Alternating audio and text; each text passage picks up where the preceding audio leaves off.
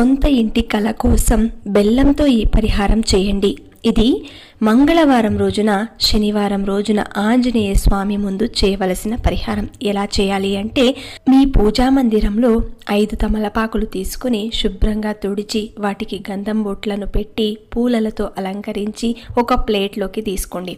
ఆ ప్లేట్లో 5 బెల్లం ఉండలను తీసుకోండి. ఒక్కొక్క తమలపాకు పైన ఒక్కొక్క ఉండను ఉంచి దాని మీద మీరు నేతితో దీపారాధన చేయాలి. 5 బెల్లం ఉండల పైన 5 వత్తులు వేసి ఒక్కొక్కటి సపరేట్గా పెట్టుకొని దీపారాధన చేయండి. ఈ విధంగా దీపారాధన చేసిన తర్వాత స్వామివారి ముందు హారతిని ఇవ్వాలి. అంటే అవన్నీ ఒక ప్లేట్లో పెట్టుకొని మీరు హారతిని ఇవ్వాలి. హారతి ఇచ్చుకుంటూ ఆంజనేయ స్వామి పాటలను పాడుకుంటూ, హారతి పాటలు తెలిసింటే పాడుకుంటూ, లేదంటే శ్లోకాలు చెప్పుకుంటూ ఇలా చేయండి. ఇలా 5 మంగళవారాలు లేదంటే 5 శనివారాలు చేయవచ్చు.